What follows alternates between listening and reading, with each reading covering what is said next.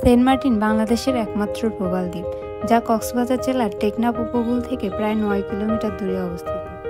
এটির আয়তন প্রায় 8 কিলোমিটার হলেও জোয়ারের সময় এটি অনেকটাই ছোট হয়ে যায়। স্থানীয়ভাবে এটি নারিকেল জিঞ্জিরা নামে পরিচিত, কারণ দ্বীপে প্রচুর নারিকেল গাছ আছে।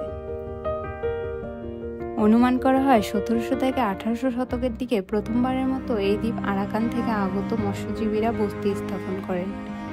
ব্রিটিশ আমলে এই দ্বীপটি সেন্ট মার্টিন নামে পরিচিত হয়, যা একটি ক্রিশ্চিয়ান সেন্টার নাম থেকে নেওয়া হয়। পরবর্তীতে এটি জেলেদের মাছ ধরার গুরুত্বপূর্ণ কেন্দ্র হয়ে ওঠে, বিশেষ করে শুটকি মাছ উৎপাদনের জন্য দ্বীপটি প্রসিদ্ধ।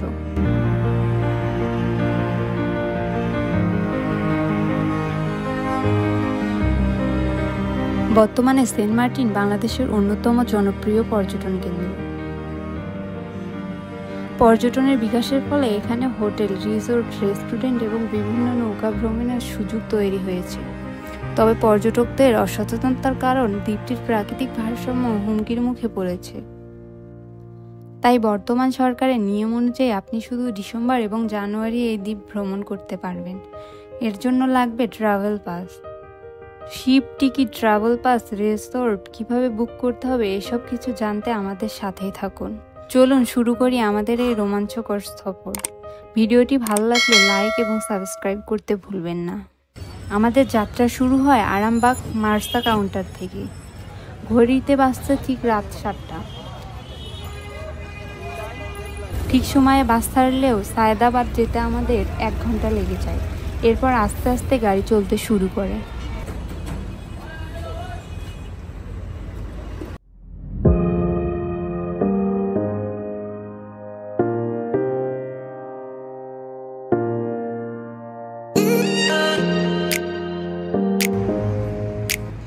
রাত 11:30টার দিকে আমাদের ডিনার ব্রেক হয় হোটেল মিয়ামিতে।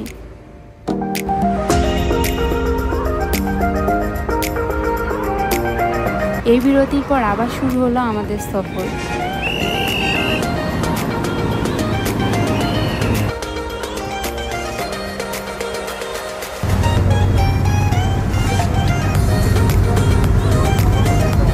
ঠিক ভোর 4:30টার দিকে আমরা পৌঁছাই ডলফিন মোড়ে।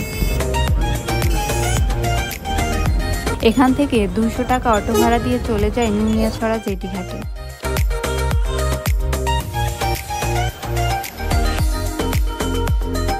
জেটিঘাটে ভোর রাত থেকেই মানুষের ভিড়। এখান থেকে এই বছরে সেন্ট মার্টিন যাওয়ার জন্য কর্ণফুলী, বারোয়াউলিয়া সহ সব শিপের যাত্রা শুরু হয়।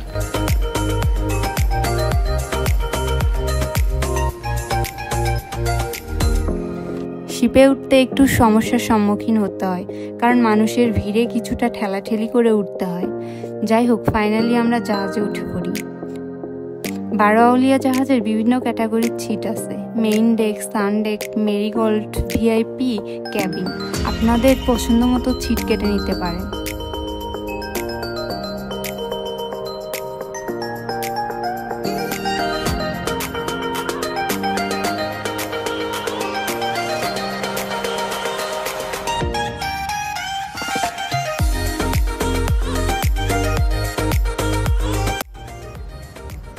জাহাজে ওঠার পর সকালবেলার এই দৃশ্য দেখে বাস জার্নির ক্লান্তি নিমিষেই কেটে গেল।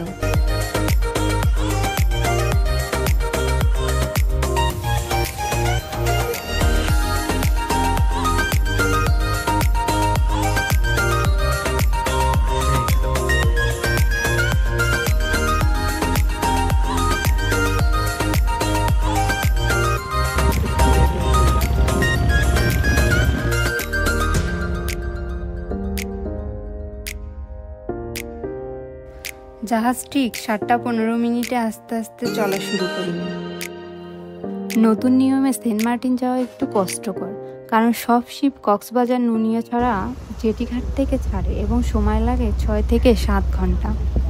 আমাদের যাত্রার 2 সপ্তাহ আগে আমরা শিপের টিকিট কাটি। শিপ টিকিটের জন্য আমরা বেছে নিয়েছিলাম গোজায়েন। টিকিটের মূল্য 2500 থেকে 19,000 টাকা পর্যন্ত হয়ে থাকে রাউন্ড ট্রিপের জন্য।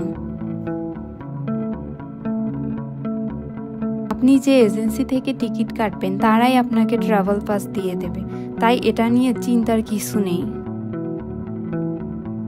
তবে যাওয়ার 2 দিন আগে আমাদের জানানো হয় যান্ত্রিক ত্রুটির কারণে বারোআউলিয়া শিপ চলবে না। তাই আমাদের কর্ণফুলী শিপে স্ট্যান্ডিং টিকিটে যেতে হবে অথবা টিকিট বাতিল করতে হবে। আমাদের বাস ও রিসোর্ট বুক করা ছিল বলে আমরা স্ট্যান্ডিং টিকিটে যাওয়ার পরিকল্পনা করি। কিন্তু যাওয়ার আগের রাতে আবার মেসেজ আসে বারোআউলিয়া চলবে। এতে আমরা খুবই খুশি হই, কারণ 2 শিপের যাত্রী এক শিপে গেলে ভিড় অনেক বেশি হয়। কক্সবাজার থেকে সেন্ট মার্টিন যেতে সময় লাগে প্রায় 6 থেকে 7 ঘন্টা। তাই আপনাদের সাথে শুকনা খাবার রাখতে বলবো। শিপে ক্যান্টিন থাকলেও দাম একটু বেশি।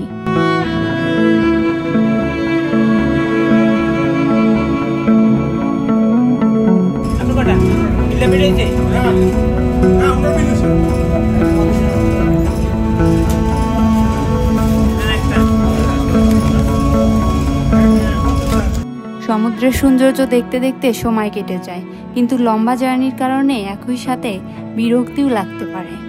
দূর থেকে সেন্ট মার্টিন দেখে একঘেয়েমি নিমিষেই কেটে গেল।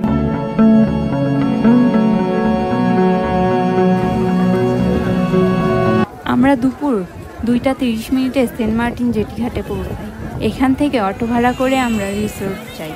অটো ভাড়া করার সময় অবশ্যই দামাদামি করে নেবেন, কারণ সেন্ট মার্টিনে সব কিছুর দাম 2 থেকে 3 গুণ বেশি।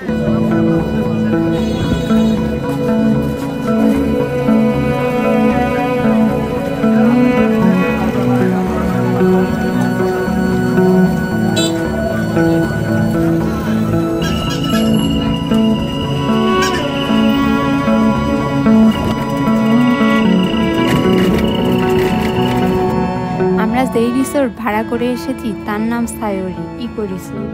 এক রাতের জন্য কাপল ডিলাক্স রুমের ভাড়া 3000 টাকা। রিসোর্টের ফ্যাসিলিটি তেমন বেশি না, কিন্তু পরিবেশ খুবই সুন্দর।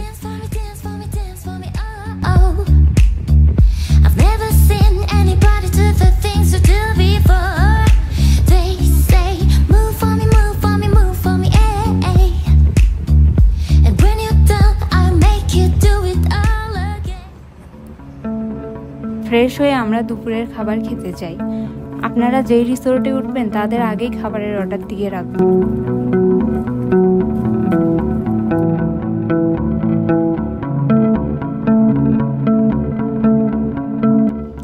দুপুরের খাবার সমুদ্রের পাশে বসে খাওয়া একটি ভিন্ন রকম অনুভূতি। ফ্রেশ সমুদ্রের হাওয়া খাবারকে আরো মজার করে তোলে।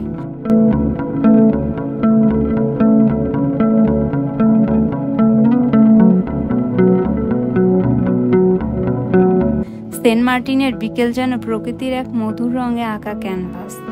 বিকেলের হালকা বাতাসে নারিকেল গাছের পাতাগুলি যখন দুলতে থাকে, তখন সমুদ্রের গর্জন যেন আরো মৃদু আর মনোমুগ্ধকর হয়ে ওঠে।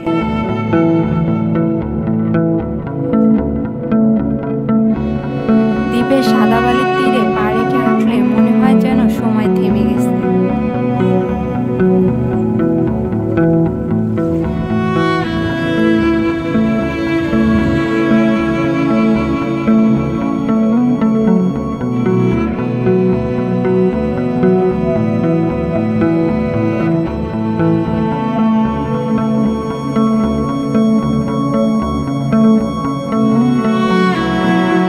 সূর্য ডুবে গেলে আকাশে গাঢ় লাল এবং নীল রং মিশে যায়, আর রাতের আভাস আসতে শুরু করে। এই মুহূর্তটি মনে হয় এক গভীর প্রশান্তি এনে দেয়। সেন্ট মার্টিনের সূর্যাস্ত একবার দেখলে তা কখনোই ভোলা যায় না।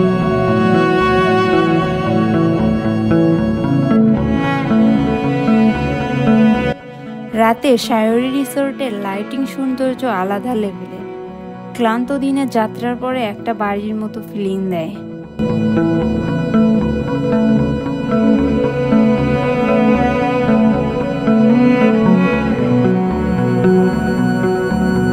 রাতের ডিনারে খেয়েছি চিকেন বারবিকিউ এবং পরাটা। কাল আমরা আরো নতুন নতুন জায়গা এক্সপ্লোর করব, ফেরা দ্বীপ, মিনি সুন্দরবন এবং আরো অনেক কিছু। ভিডিও ভালো লাগলে লাইক এবং সাবস্ক্রাইব করতে ভুলবেন না। আগামী এপিসোড দেখা হবে, ততক্ষণ পর্যন্ত বাই বাই।